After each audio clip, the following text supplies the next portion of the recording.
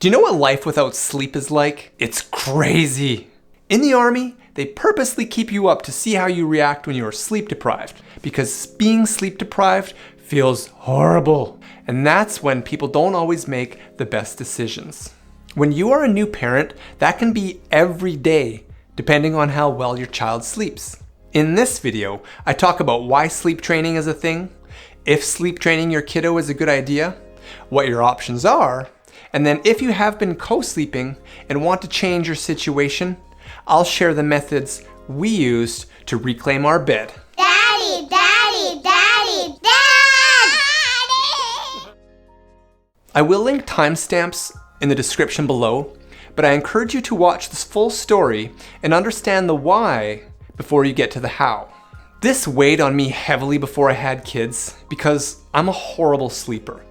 I was scared of going in as it takes me a long time to get to sleep every night in a controlled environment. This terrified me, so I did a lot of research. I looked into as many sleep training methods as possible, things like the old-fashioned cry it out, the Ferber method, the Sears method, etc.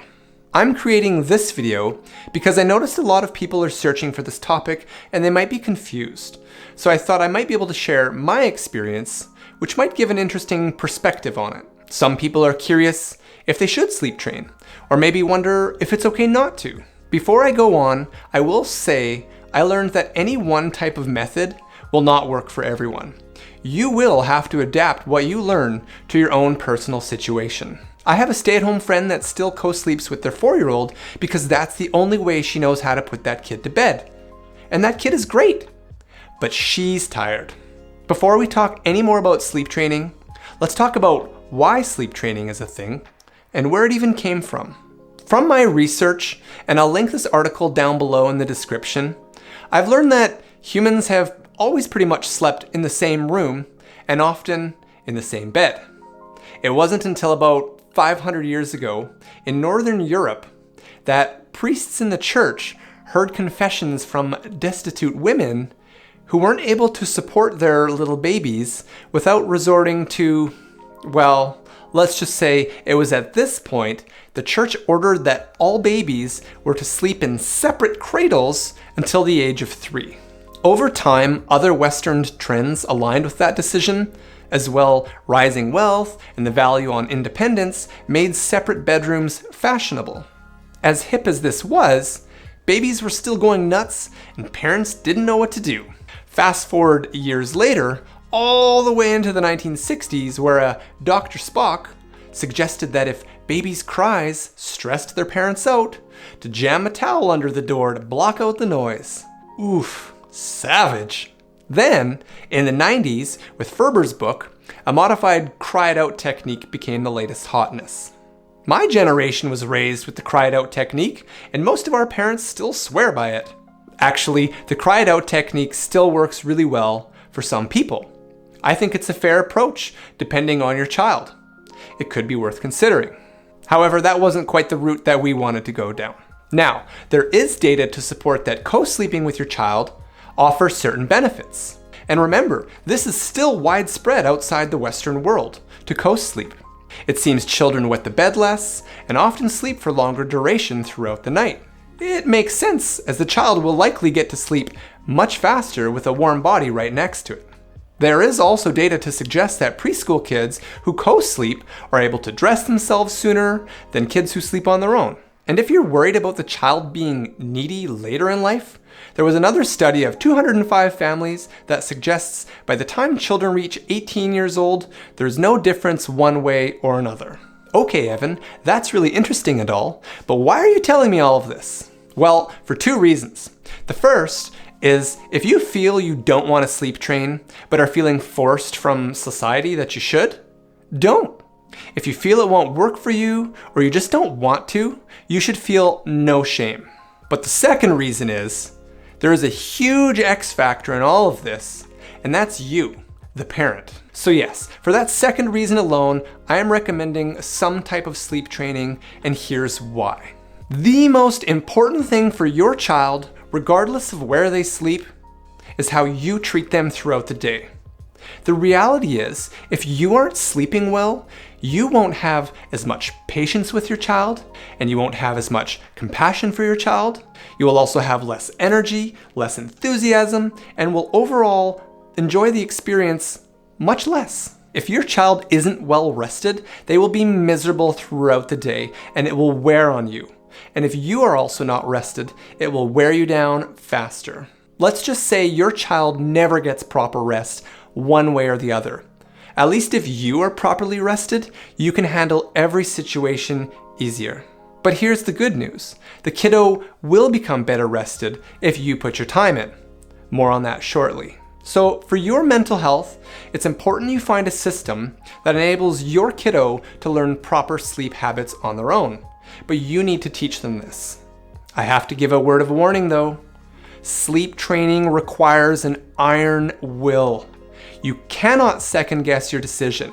If you choose to sleep train, you're going to have to be prepared because it might be one of the hardest things you ever do.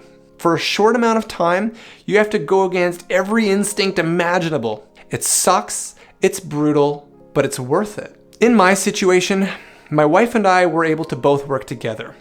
And I realized for some situations, this won't be the case, but hopefully I can offer some tips that can help there also.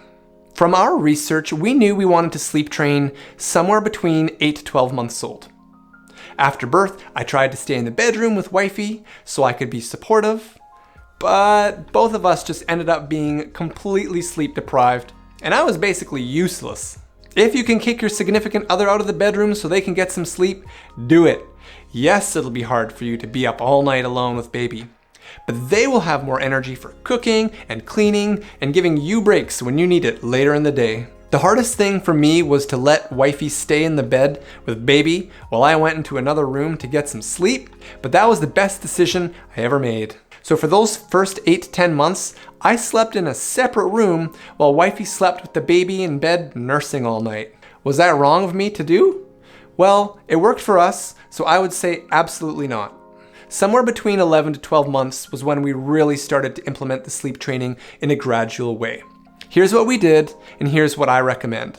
First, remember that a baby is crying usually for only a couple reasons. They are hungry, their diaper is gross, they miss your warmth, and they are sleepy. The first two are pretty easy to check and cover. If the baby is overtired, that can make your first night or two really difficult. Also, if possible, I do recommend a baby monitor to give you some peace of mind. The video ones are rad. Oh, and one more thing, try not to switch the roles throughout the night. If possible, let one person be the sleep training person for the night. It's often better for it not to be the mom every night. This way the baby gets used to other people putting them to sleep, which will help out later on. The techniques we used were a blend of most common techniques, but it stems around slow separation from the baby or toddler without making them feel like you're abandoning them. At nighttime, start putting together your bedtime routine. We did a bath, a story, get their belly nice and full. Here's a quick tip. If you Google Pinterest sleep training pictures, you can get some schedules for free. Okay, so make sure the room is dark, have some white noise on in the background, maybe from a fan. Sing your song goodnight, however you'd like, say goodnight, put baby down, give them a kiss, and walk away. Now, if they shoot back up and they start crying your name, you just leave and you come back in 1 minute. Enter the room this time, lay them back down, but don't say anything. Next, come back after a 2-minute interval. Go to their bed, maybe rub their head for a couple seconds, leave. Again, don't say anything. Next, come back after a 3-minute interval. Don't touch this time, just approach the bed. You can coo lightly if you want. Leave. 4-minute interval. Don't fully approach the bed this time. Enter the room, check on them, and leave. Next, 5-minute interval. Open the door, stick your head in, leave. 6-minute interval, 7-minute interval, and so on. This isn't exact science. You can sing, you can coo, you can say nothing. We also tried using intervals of just 5 minutes consistently, which went on for hours, but I found creating longer gaps seemed to work best. Now, those gaps can be brutal, Babies' cries are designed to make your hair stand on end. It feels horrible. It's the worst. But it's not forever, and you're gonna need to be strong. Remember, your child has no techniques or ability to know what to do to get to sleep, but they do figure it out. I guess I wanted to make this video as a reminder that some form of sleep training is important. That technique that we used, it wasn't exact, but we stuck to the plan and we were both on board and we were consistent. With that being said, trust your instincts. If there are cries or screams that you feel in your gut aren't right, go check on them. But give them some time. Also, when your child wakes up, let's say an hour after they've fallen asleep, you will want to run in there and check on them. But give them a couple minutes. 3 minutes is a good number. If they are still crying after 3 minutes and didn't put themselves back to sleep, then start the process again. Maybe you can use longer gaps this time as it is later in the night. It's up to you.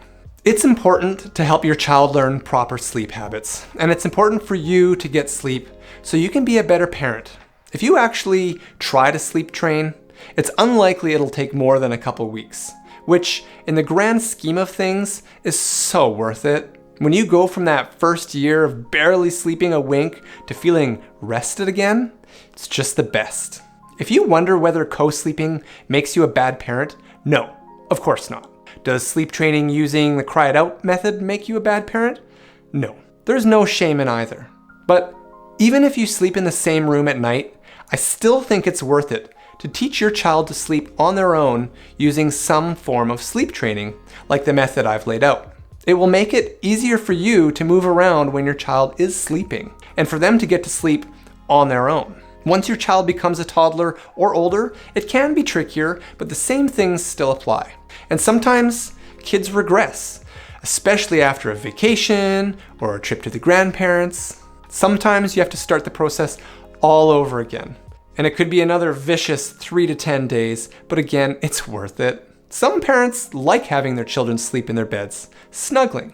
I get it, that's precious time. Some parents don't like that at all. There's no right or wrong, this is your life and your parenting experience. If you have a support group that can help you stay strong or help you get rest throughout the day, lean into it.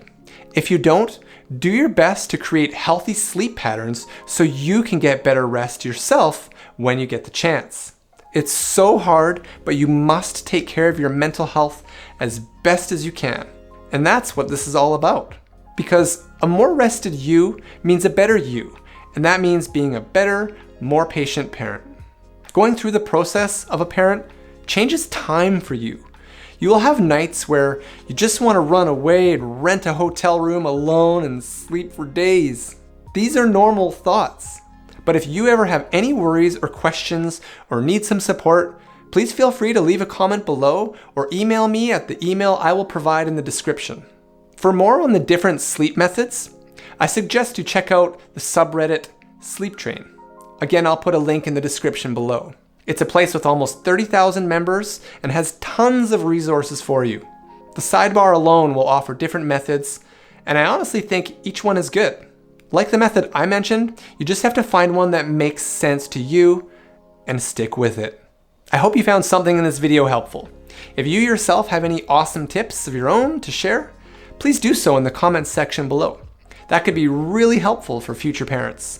Please subscribe if you like the video. I have a whole bunch of tips coming for new parents, so enable notifications if you would like to receive those instantly. We're all in this together. That's it for today. Thank you for watching, and we'll see you next time on The Sad Life. Dad!